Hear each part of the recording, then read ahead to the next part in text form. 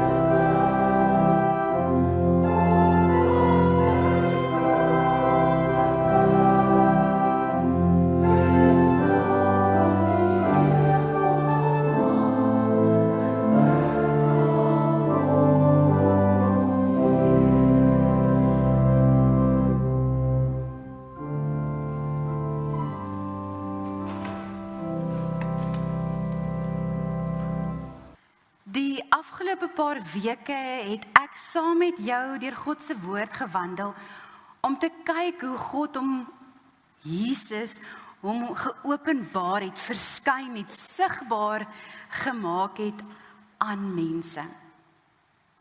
En elkeen van ons het ek jou eintlik uitgedaag om die week in te gaan en te vra, Here, waar gaan U sigbaar maak hierdie week?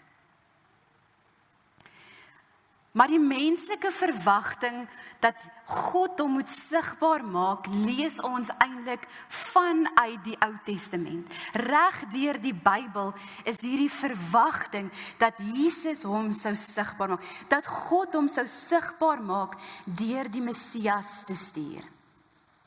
Die Jode het 'n spesifieke verwagting gehad. Dit moes iemand wees wat 'n afstammeling sou wees van koning Dawid. Hy sou wonderwerke kon doen. Hy sou moes lei. Hy sou 'n priesterlike seën en funksie gehad het in daardie oomblik in die hede, maar ook eskatologies aan die einde as als volbring is. Maar dis amper die prentjie wat die Jode se verwagting kon uitbeeld. Dat die Messias wat sou kom, die troon van Dawid sou inneem. En met volle mag en heerlikheid vanuit daardie troon op die aarde sou heers. En toe word Jesus sigbaar, soos wat ons dit in die Nuwe Testament lees. En dan skryf Paulus, ek wil vir jou lees Filippense 2 verse, vers 6, 7 en 8, is 3 verse. Dan skryf Paulus hoe Jesus hom kom sigbaar maak het.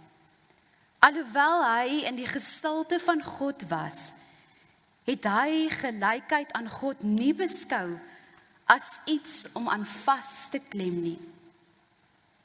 Maar hy het homself daarvan leeg gemaak, deur die gestalte van 'n slaaf aan te neem en aan die mens gelyk te word. En toe het hy in die vorm van die mens verskyn.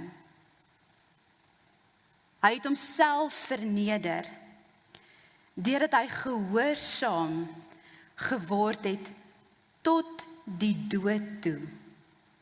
Ja, die dood aan die kruis. Vanoggend in die konsistorie sê ons vir mekaar, die diakens en die ouderlinge, die week gaan net te vinnig verby. As ons oë uitvee, is dit Sondag. En dan as ek by die huis kom, begin ek aan die kinders, kry julle skoolklere reg vir môre, want ek stryk nie op 'n maandagoggend skoolklere nie, jy moet die Sondag aand vir my gee. En as ek myself weer kry, is ons by Vrydag. En dan is die week verby my, sonder dat ons stil word en net sê, Here, as ek terugdink hierdie week, was U sigbaar in dit. So ek wil vanoggend vir jou die geleentheid gee, om miskien hierdie geloofsgewoonte te begin. Vir 'n oomblik stil te raak en terug te dink aan jou week. Maar die Heilige Gees te vra om vir jou te wys, waar God om hierdie week aan jou sigbaar gemaak het. Ek gee vir jou 'n oomblik.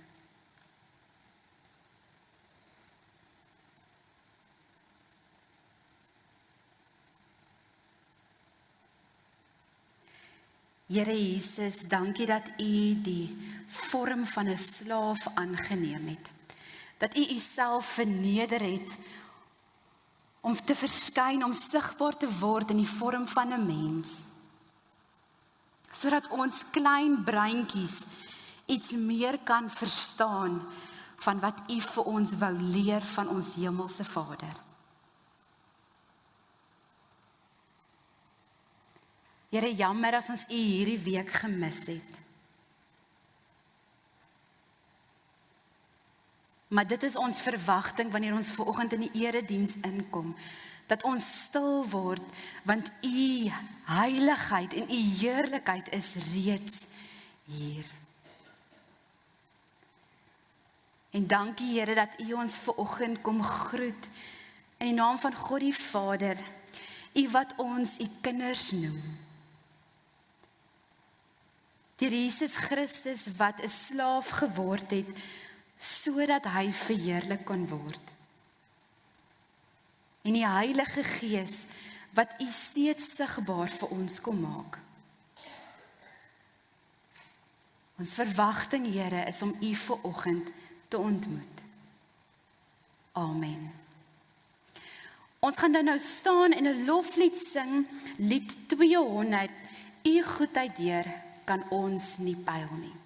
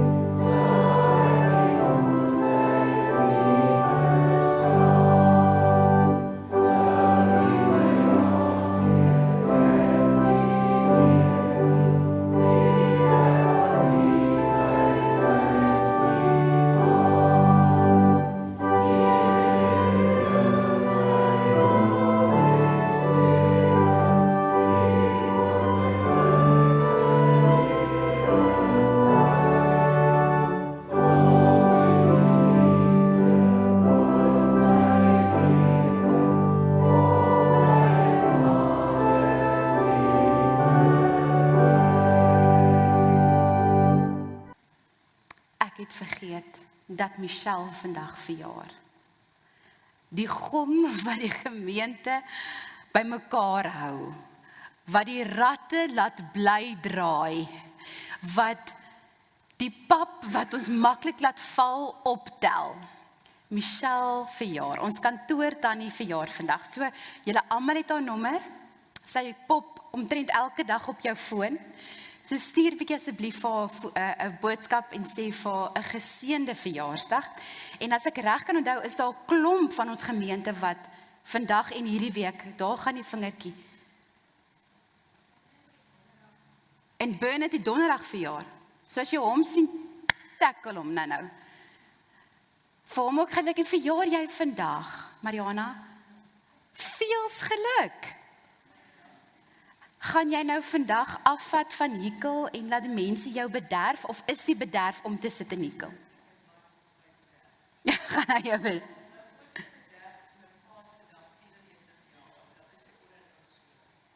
Dit is 'n groot seën. So jy was jou pa se grootste verjaarsdag geskenk. Ja. Geen ander boetie of sussie kan daai invat nie, nê. So aan die hele gemeente wat hierdie week verjaar, hartlike seën vir julle, hoor? Vandag in ons kerkkalender is Arbeidssondag. Nou ek weet dat ons as 'n gemeente nie altyd slaafs volgens die kerklike kalender werk nie, want ons hoef nie. En in my persoonlikheid is ek ook nie altyd tradisievol nie en hou nie altyd daarby nie. Maar ek het nou met leidingstyd daarmee begin, so ek wil nou net eintlik om klaar maak. En daar's 'n stuk mooi om net te dink vandag is Arbeidssondag. So vergewe my as ek jou so 'n bietjie op die kerkkalender hou. Nou wat is Arbeidssondag? Daar was dit gesê, Goeie Vrydag, Jesus het gesterf, opstanding Sondag, hy het opgestaan uit die dood uit, en dan klomp daai het Jesus aan mense sigbaar geword, om te wys ek het regtig uit die dood uit opgestaan. En dan net voor Hemelvaart, en al hierdie klomp kere wat Jesus sigbaar word, dan gee hy vir die disippels opdragte. Julle het nou gesien, nou moet julle gaan doen. Dis Arbeidssondag. Arbeid is mos werk. So ons kry 'n opdrag voordat Jesus opvaar na die hemel en die Heilige Gees uitgestort word. So vanoggend gaan ons bietjie kyk wat is daardie opdragte. Nou ek wil vir jou so 2 lees, want dit is belangrik om te weet, in Matteus 28, die heel laaste hoofstuk in Matteus, gaan jy hom kry, en dit is 'n baie welbekende gedeelte. Ek gaan hom vir jou lees vanaf vers 16. Die 11 disippels het na Galilea gegaan, na die berg waarheen Jesus hulle ontbied het.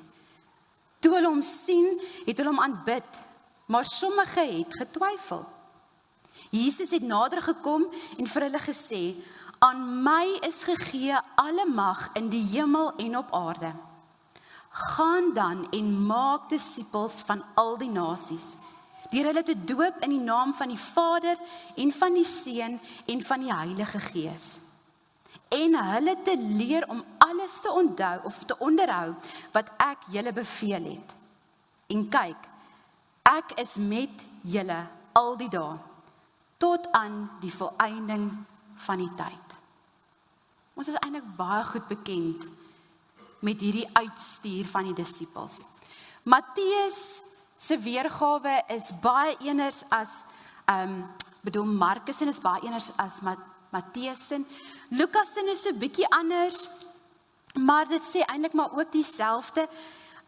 Lukas wys meer op die profete en die psalms daar, en dan sê hy dan in vers 46, en vir hulle gesê, so staan daar geskryf dat Christus moet ly en op die 3de dag uit die dood opstaan, en dat in sy naam bekering tot die vergewing van sondes aan alle nasies verkondig moet word. Julle moet by Jerusalem begin, onthou dis waar die Heilige Gees uitgestort is, né? En getuies van hierdie dinge wees. En kyk, ek sal die belofte van my Vader na julle stuur, maar bly julle in die stad, totdat julle met krag uit die hoogte toegerus word. So dis 'n bietjie iets van wat Matteus sê, en eintlik in Handelinge 1 vers 8. En ek wil dit spesifiek vir jou lees, want dit is ons tema dan vir hierdie Pinkster. Handelinge 1 vers 8. Maar julle sal krag ontvang, wanneer die Heilige Gees oor julle kom. En julle moet my getuies wees in Jerusalem, in die hele Judea en Samaria, en tot aan die einde van die aarde. Ons gaan oor hierdie opdragte bietjie meer iets sê tydens Pinkster. Die voorbereiding van Pinkster en dan Pinkster aande self. Ons gaan vir julle meer inligting hierdie week gee oor Pinkster. Dis die eerste week in Junie. Ons gaan dit weer in die aande hier by die kerk hou. Michelle gaan nou eers verjaarsdag hou, en dan sal sy hierdie week met jou begin reël vir sop. Vir die van julle wat bereid is om weer vir ons sop te maak vir Pinkster, maar dan gaan ons hierby stil staan. Vanoggend vir Arbeidssondag wil ek jou so bietjie terugdraai na die laaste opdrag wat Jesus gee voordat hy gekruisig word. So hier is hoe die storie gelei. Jesus weet dat sy tyd min geraak het en dat die tyd waar hy gaan verheerlik word aangebreek het. Jesus wil een laaste keer 'n intieme privaat ete saam met sy disippels hê. En is die Pasga. So hulle vier die Pasga ete alleen. En Jesus sê vir sy disippels, luister nou, gaan julle so lank vooruit, dan gaan julle daar 'n donkie kry, maar dan ook iemand kry wat se boefretrek eintlik al vir ons gereed staan. Kry julle die goed, maak reg vir die ete, ons kry mekaar daar. Dan kom Jesus mos in Jerusalem in, en is hierdie gesingery, en julle ken mos nou al die storie, nê? En dan is hulle nou op pad na die boefretrek toe, waar hulle nou vir die laaste keer hierdie Pasga ete gaan vier. Jesus weet dis die laaste ete, die disippels nie. Jesus weet sy tyd aangebreek, die disippels weet dit nog nie. Alhoewel Jesus het al vir hulle gesê het, besef hulle dit nog nie. Nou moet ek vir jou so 'n bietjie geskiedenis net vertel. Die gebruik was, as iemand jou nooi vir 'n ete, As jy 'n gas is by 'n ete, dan moet jy daarom nou netjies na die ete toe gaan, né? So jy bad daarom nou voor die tyd, en dan trek jy nou jou Sundays best aan, en dan daag jy nou op vir die ete. Maar, nou soos julle nou weet, is dit mos 'n Murphy's Law as jy net klaar mooi aangetrek het, dat jou man wyn op jou witbroek mors. Praat nou van niemand spesifiek in die gemeente nie, né? Vir julle wat nou besoekers is, hierdie 2 hier voor by ons fancy verjaarsdag ete nou die dag toe mors Wynand op Gerda se spierwit broek rooi wyn. Soveel so dat sy skoonklere moes gaan aantrek het. Geleende rok. Maar nou, en behoede die siel wat op jou mors, né? Maar nou, in die Bybelse tyd het hulle nou nie aircon karre gehad soos ons om mooi netjies te bly tot jy by jou gasheer aankom nie. Dit was stowwerig, dit was warm, en hulle het sandale, Jerusalem Nikes, het hulle gedra. En dan as hulle nou by die ete kom, was dit die gebruik, dat dan 2 slawe by die deur staan. Die eerste slaaf, wat so bietjie al nou meer die leertjie geklim het, hy is nou nie meer die stof van die slawe nie, hy maak die gaste se sandale los. Die tweede gas, die noob slaaf, die beginner, hy was dan die mense se voete, die gaste se voete. So nou, loop die disippels en Jesus na hierdie bovertrek toe. En hier is hulle verwagting, né? Hulle gaan nou daar kom, daar gaan slawe wees, wat hulle voete gaan was, en dan gaan hulle aanlê vir hierdie heerlike ete. Maar toe hulle nou by die bovertrek kom, is daar nie slawe nie. Niemand is daar om hulle voete te was nie. Nou kan ek vir 'n oomblik myself indink, as ek nou een van die disippels was, as jy nou daar kom, kyk almal vir mekaar. Wie gaan nou die eerste een wees wat buk in mekaar se voete was? Want onthou, as hulle nou gaan aanlê vir ete, dan bedoel ons aanlê vir ete. Hulle het mos gelê sit. So jou vuil voetjies is in die ander ou se gesig. So hier kom Jesus in en hy gaan sit dadelik. En hy sê vir die slawe, was my voete. En die slawe val letterlik oor mekaar se voete. Petrus ruk sy swaard uit, hy is gereed om hande af te kap. Jy weet mos, hy kap ons nou die oor af. Hande af te kap, want hy wil eerste Jesus se voete was. En terwyl Jesus die voete was, of terwyl hulle Jesus se voete was, dan sê Jesus die volgende in Johannes 13 vir hulle, vanaf vers 15. Daar is hy. Ek het immers vir julle 'n voorbeeld gegee, sodat julle ook kan maak soos ek gemaak het. Amen, amen, ek sê vir julle, 'n slaaf is nie belangriker as sy eienaar nie, en 'n gesant nie belangriker as die een wat hom gestuur het nie. As julle dit begryp, gelukkig is julle as julle dit doen. Dink hierdie storie vir jou reg? Is dit hoe dit gebeur het? Party van julle frons nou, want nou wil julle my vertrou, want ek is die dominee. Maar jou algemene Bybelkennis vir jou iets is vreemd aan hier. Maar ek wil ook dit gedoen het, want die teksvers wat ek vir jou aangehaal het is korrek. Hy is net so in die Bybel uitgekopie en gepaste. Maar die storie en wat ek het vertel het, is verkeerd. So ek wil vir jou baie mooi vra, broers en susters in Jesus Christus, as mense vir jou versies aanstuur, of jou iets vertel wat hulle sê is Bybels, gaan maak seker waar Jesus dit gesê het, of wat in die versie bo dit en onder dit staan, want dit verander die betekenis van die storie, soos wat jy nou gaan hoor. Ok, so wat regtig gebeur het. Jesus stuur die disippels, gaan maak die bovertrek reg. Op pad na die bovertrek toe, op pad daarheen, stry en beklei die disippels oor wie is nou die belangrikste tussen hulle. Van hulle 12 wat nou daar loop, hoe lyk die ranglys? En amper soos tennis, challenge hulle nou mekaar om hulle plekkie te kry oor wie gaan nou aan Jesus se linker en regterkant sit. Want die persoon wat dan daar sou sit, sou mos nou kop aan Jesus gelê het. En hulle sou die hele aand gechit en gechat het met Jesus. Hulle sou die gasheer wie Jesus was, se belangrikste gas wees. En elke liewe een van die disippels wou daardie plekkie gehad het. So dis met daardie mindset, dis met daardie hart en stryery wat hulle in die boventrek kom, en daar's nie 'n slaaf nie. Daar's nie 'n slaaf om hierdie belangrike mense se voete te was nie.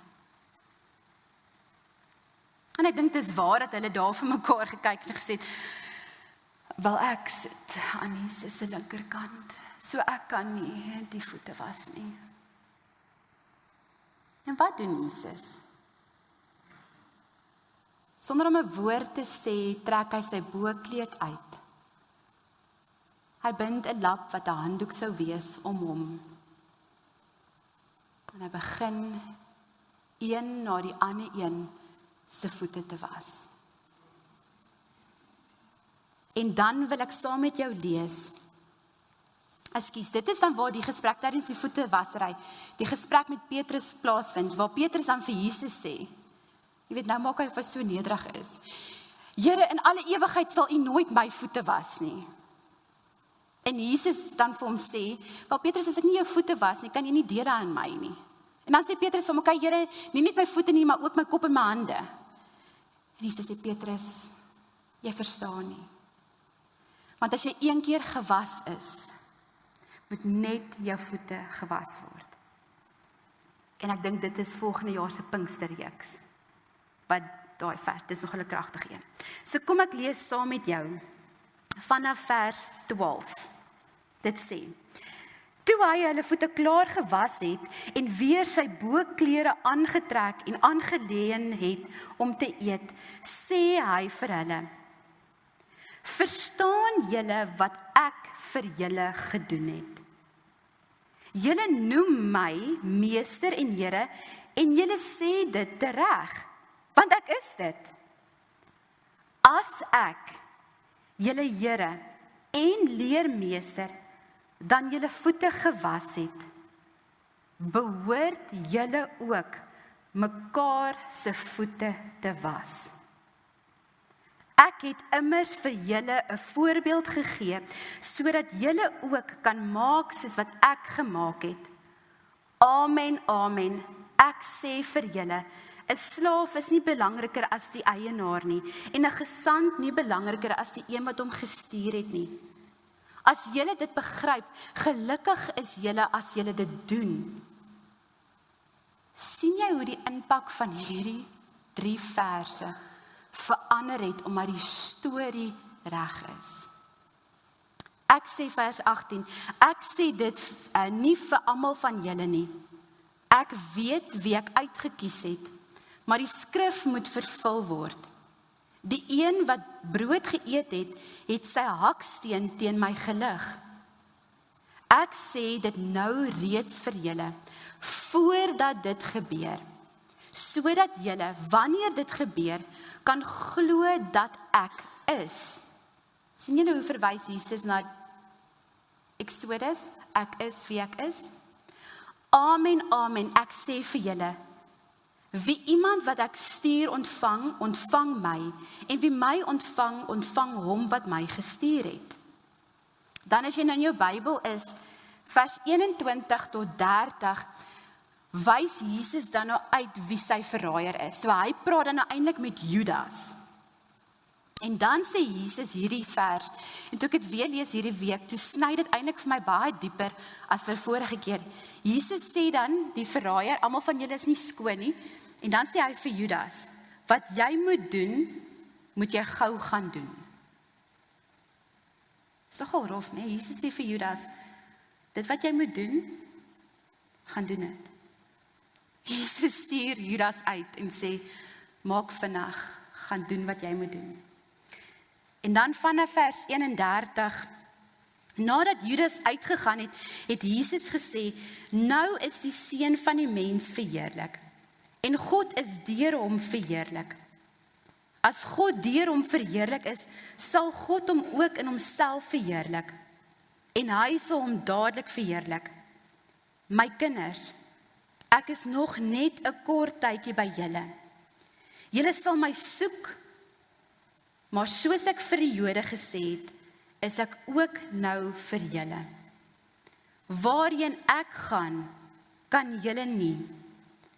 Ek gee julle 'n nuwe gebod. Julle moet mekaar lief hê. Net soos ek julle lief gehad het, moet julle ook mekaar lief hê. Dit is hoe almal sal weet dat julle my disippels is. As julle liefde teenoor mekaar as julle liefde teenoor mekaar het. Net tot eers daar. Vers 14 sê, as ek, julle Here en leermeester, dan julle voete gewas het, behoort julle ook mekaar se voete te was. Ek het dit verlede week gesê en ek wil dit vanoggend weer sê. Daar's so baie wat ek eintlik uit hierdie gedeelte met jou wil deel. En daar sal 'n tyd kom wat ons dit kan doen. Maar vanoggend wil ek fokus op vers 14. As ek, Here en leermeester, dan julle voete gewas het, behoort julle ook mekaar se voete te was. Nou ek is vas oortuig dat jy nou al genoeg preke oor hierdie gedeelte gehoor het om self 'n preek te skryf. Ons almal het al hieroor gedink, gepreek, gevoel die Heilige Gees praat met ons. Maar vir my het dit gevoel of die Heilige Gees hierdie week vir my kom wys dat ons eintlik hierdie vers misinterpreteer. Want ons het hierdie prentjie, Marnus, as jy dalk vir my die volgende prent kan opsit. Ons het hierdie prentjie van wat dit beteken om mense se voete te was. Jy moet nederig wees. Jy moet die minste wees. Jy moet uit hoë posisies wegbly. Jy moet nie in die spotlight wil wees nie. Jy moet nie vir ander vertel wat jy doen nie. Jou linkerhand moet nie weet wat jou regterhand gee nie. En jy moet aan ander gee sonder om te weet, om te breek daaroor, om terug te verwag. Maar hier's waar die misverstand inkom. Daar's 'n verskil om die minste te wees en om niks te wees nie. Ek dink partykeer sit ons onsself op 'n guilt trip. Ons voel skuldig want ons dink ons moet niks wees in die koninkryk nie. En dan kom ons in werke en ons sit in posisies en mense luister as ons praat. Hierdie wat ek vanoggend doen is verseker nie om uit die spotlight uit weg te bly nie. Julle het vrywilliglik kom sit om 'n uur na my te luister, of na God te luister, maar deur my stem. So ek dink partykeer sien ons onsself as 'n vloer, ons moet 'n vloerlap wees, waarop ander maar net kan kom trap, en hulle voete kan kom afvee, en ons maar net sê, ek draai die ander wang. Kyk hoe nederig is ek. Is dit nie snaaks dat hierdie gedeelte begin met die disippels wat stry oor wie die belangrikste is nie? Oor wie die leertjie geklim het en die reg het om oor die ander te loop nie. Wie die reg het om hulle voete aan die ander een letterlik af te vee nie. Maar Jesus kom maak hom sigbaar op 'n ander manier in Johannes 13. David Pawson, 'n Britse teoloog, sê in hierdie oomblik waar Jesus self kies om sy bokkleed uit te trek. Ek moet gou 'n aantekening daar maak. David Pawson sê dit is nogal interessant dat Jesus kies om homself hier te ontklee. En binnekort gaan daardie kleed van hom af geruk word, wanneer hulle hom gaan slaan. Jesus kies om sy bokkleed uit te trek en te kniel, sodat hy sigbaar kan word vir die disippels. In hierdie gedeelte sê Jesus, alle heerlikheid en alle mag is aan my gegee. Jesus sê dit wat die Jode eintlik verwag het, ek moet wees, ek het daai mag. As ek kies om op die troon te klim, sal dit die mag wees wat ek het. Maar om mag te hê kan 'n gevaarlike ding wees, want as jy mag het en jy het net mag, word dit autokraties, word dit, ek het probeer om te kyk wat is 'n dictator in Afrikaans, maar 'n diktator, dis al wat ek op afgekom het, maar julle weet wat ek bedoel. Word dit iemand wat sy reg en sy idees, sy mag, sy autoriteit op ander afdruk. Maar Jesus kom wat alle mag en heerlikheid deur God ontvang het. En hy kom kniel voor sy disippels. Want Johannes 13, hierdie gedeelte, begin met die woorde om te sê, Jesus het hulle lief gehad. Hy het hulle lief gehad tot aan die einde toe. So alhoewel Jesus al die mag het, ontmoet sy liefde in daardie oomblik sy almag. En die liefde wat hy vir hulle het, tot in alle ewigheid.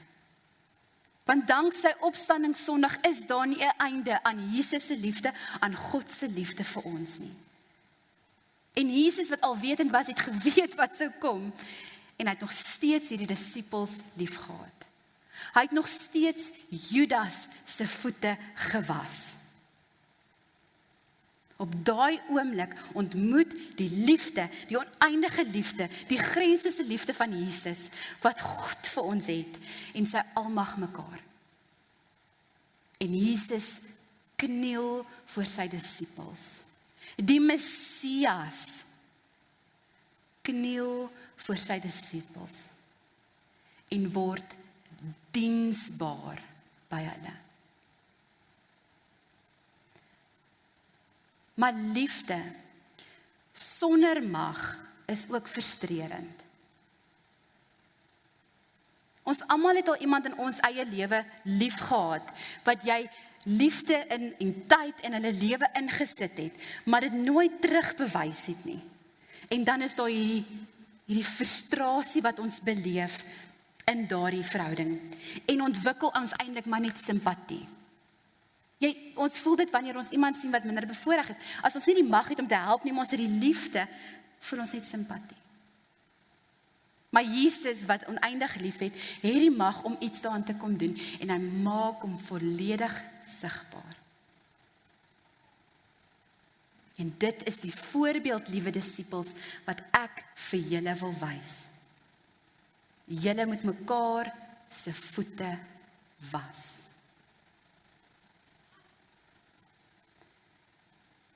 Diensbaarheid is waar liefde en mag mekaar ontmoet. Hoe was ons mekaar se voete? Beteken dit, wanneer ek en jy op 'n Sondag hier instap, moet ons 'n ritueel hê, waar die dominee of die hoofouderling jou skoene uittrek en die dominee jou voete was? Is dit die ritueel wat Jesus vir ons vra? Ek is baie dankbaar dit is. En as ek vanoggend vir julle moet vra, wie is bereid om iemand se voete, dink ek julle almal het nou so 'n bietjie hartpalpitasie gehad. Oor ek wil eerstens nie my skoene uittrek nie. Ek wil nie hê iemand moet diensbaar wees teenoor my nie. Maar ek gaan dit ook moeilik vind om vandag iemand se voete. Dit was een van jou 2 reaksies wat jy nou gehad het. As ek en jy verstaan dat dit beteken ons moet vloerlappe wees, beteken dit ek en jy moet muurpapiertjies word in die lewe. Ons is nie regtig daar nie, maar kyk, loop maar oor my.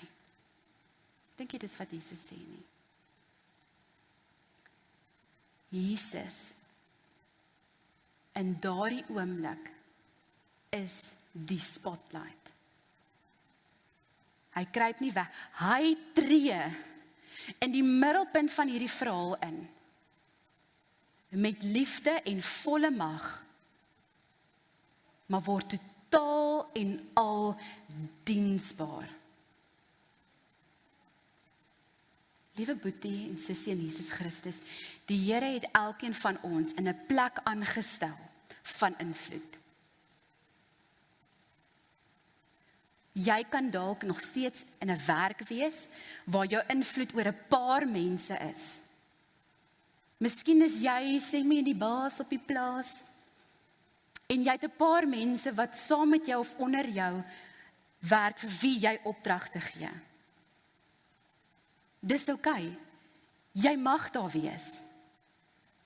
Miskien is jou invloed bietjie kleiner en meer op jou familie en jou vriendekring. Jesus het jou aangestel in daardie plek van mag, nie soos wat hy mag het nie, maar die plek waar jy invloed het. En daar vanoggend wil Jesus sê, jy moet dink hoe jou liefde daardie plek kan ontmoet. Hoe jy liefde kan bewys in daardie plek aan mense. En dan is dit om hulle voete te was. Om diensbaar te wees waar hulle jou nodig het. As hier vanoggend, en dis nou funny dat daar besoekers is, want dit is nou my bietjie gegooi my preek, maar ek sou sê, as daar vanoggend iemand hier sou inkom wat ons nog nooit gesien het nie, en hulle het nodig om hulle voete te was, of het nodig om hulle gesigte te gaan was, of nodig om skoon klere te hê, dan is dit ons werk as 'n gemeente om hulle fisies skoon te maak. Om vir hulle 'n plek te gee om hulle liggame te reinig. Dan moet ons hulle voete was, letterlik. Maar dis dieselfde liewe boetie en sussie in Christus, dat wanneer ons gaan tee skink, en jy sien die wijk wat net een mens nog oor het, cope nie, om agterin te hardloop en te sê, kom ek help jou. Om te sê, liewe Marnus is volgend alleen in die boks, niemand druk die knoppie om die PowerPoint aan te gaan nie, dis seker die maklikste werk wat jy in die kerk kan hê, is om die PowerPoint knoppie te druk. Te sê my, jene, maar daar is 'n waskom wat oop is, ek sal daar gaan voete was. Ek maak myself diensbaar op 'n plek wat ek mag 'n invloed het. En ek weet ek het nou gesê oor die sop, en nou preek ek daaroor, dit is nie regtig bedoel om jou skuldig te laat voel nie, maar as jy dan kan sop maak, en ons het nodig dat iemand moet sop maak, dan is dit om voete te was om sop te maak. Om dan 'n tafel te vat by die bazaar, is voete te was. Dis 'n plek waar ons hulp nodig het in die liggaam van Christus, waar jy diensbaar kan wees. Waar jou liefde en jou invloed mekaar ontmoet. Wonder hoe lyk dit in die werksplek? Ek het gedink is baie gepas dat hierdie foto wat hulle vir my gegee het, iemand se toon al so vuil is. Want as ek so iemand se voete letterlik moes was, ek sou gegril het. Maar dit is partykeer so moeilik om voete figuurlik diensbaar te wees in ons werksplekke. Omdat party van ons dalk nog vashou aan die mag wat ons daar het. Aan die invloed wat ons daar het. Of miskien 'n gebrek het aan die liefde vir die saam met wie ons werk. maar net jy gaan kan weet, wat is die plekke in jou werksplek, wat jy nodig het om in diensbaar te wees. Vir my as 'n dominee, is daar baie plekke, en ek sien dit as 'n voorreg, om in baie mense se lewens en op baie plekke diensbaar te kan wees. En dit is baie sigbaar. Maar almal van ons het plekke op wat ons kan diensbaar wees, wat niemand van hoef te weet nie. Wat jy dit net in gehoorsaamheid kan doen. En natuurlik, as mens voorberei om te preek oor diensbaarheid, dan sit jy elke liewe dag van hierdie week in verkeer vas. Hoe was ons die motoris langs ons, agter ons en voor ons se voete? Want ek het die mag om jou kar uit die pad uit te ry, as jy die lyn sny en voor my wil kom indruk. Ek het al die mag om dit te doen, en partykeer voel dit ek wil. Maar hoe lyk dit dan om liefde op daardie plek te kom ontmoet?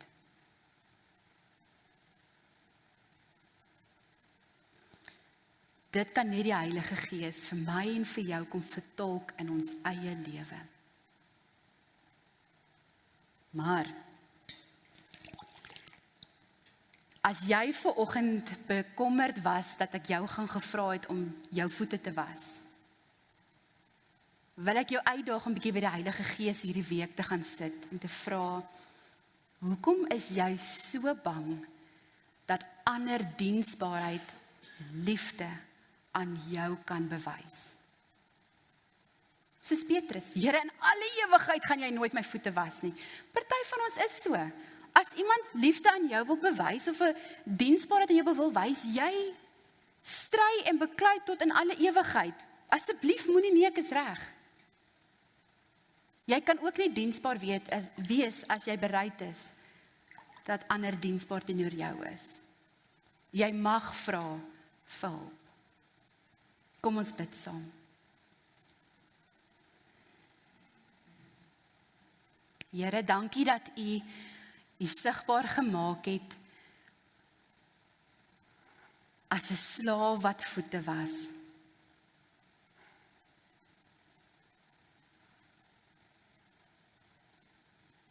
Dankie Here Jesus dat U nie vasgeklou het aan U mag en heerlikheid nie, maar dat U nederig geword het om vir ons te kom wys wat dit beteken om diensbaar te wees.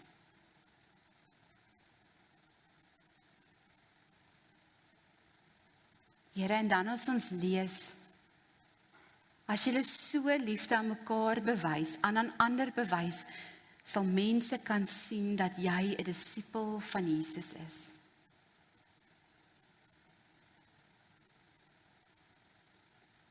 Here, help my om hierdie week, help ons om hierdie week ons liefde te bewys, nie deur leertjies te klim nie. Ons mag nie te bewys deur leertjies te klim nie, om gesien te wil word nie, maar om te kniel, om U voorbeeld te volg en om te kniel.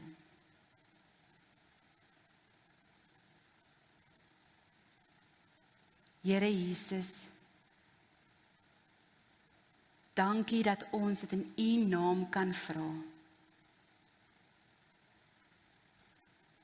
Heilige Gees, kom druk dit op ons hart en maak ons braaf om dit te doen. Amen. Gary, dis jou beurt. Die wandelende woord het 'n kort draai gemaak in die Meyer huishouding.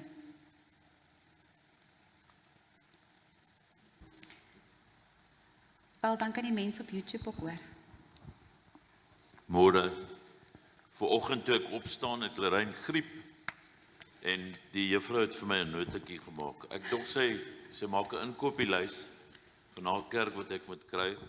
Maar ons het aan die einde van Levitikus gekom hierdie week en die deel bevat baie wette en ernstige wette wat die Israeliete die Here moet gehoorsaam wees.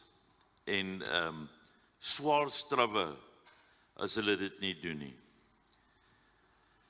En dan baie in die einde gaan oor boerdery en oor kos voorsien aan die Israeliete en as hulle nie gehoorsame wees, gaan hy dit nie laat reën nie. Hy gaan nie wat hulle laat plant, groei nie. En dit het ernstige gevolge op hulle. En dat 'n tiende van alles moet aan die Here gewy word. Dan herinner hy ons dat alles wat ons besit eintlik aan die Here behoort.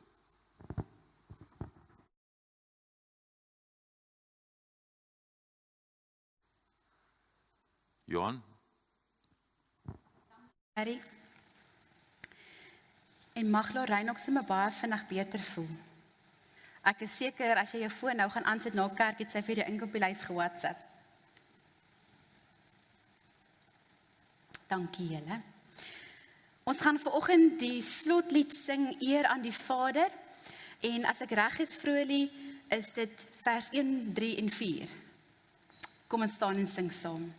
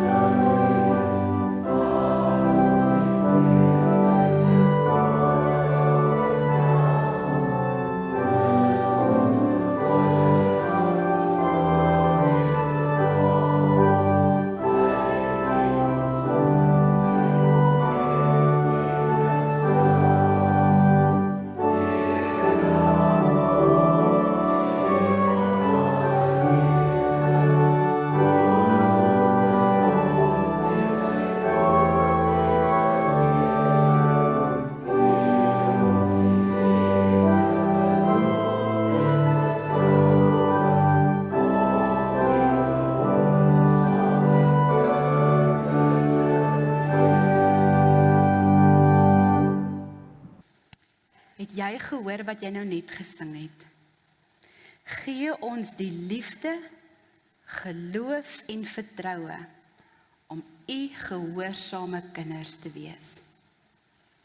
Vanoggend wil ek die seën as 'n gebed, die gebed van Sint Franciscus vir ons lees. Mag jy dit dan as 'n seëngebed ook oor jou lewe bid.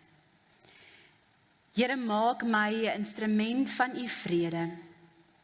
Waar daar haat is, laat my u liefde saai. Waar daar onreg is, vergifnis. Waar daar twyfel is, geloof. Waar daar wanhoop is, hoop. Waar daar duisternis is, lig. Waar daar droefheid is, vreugde. O Goddelike Meester, gee dat ek nie so seer sal soek om te troos as om ander te troos nie. Om verstaan te word as om ander te verstaan. Om bemin te word soos wat ek ander lief het nie. Want dit is deur te gee dat ek ontvang. Dit is deur te vergewe dat ek vergewe word. En dit is deur te sterwe dat ons die ewige lewe ontvang. Amen.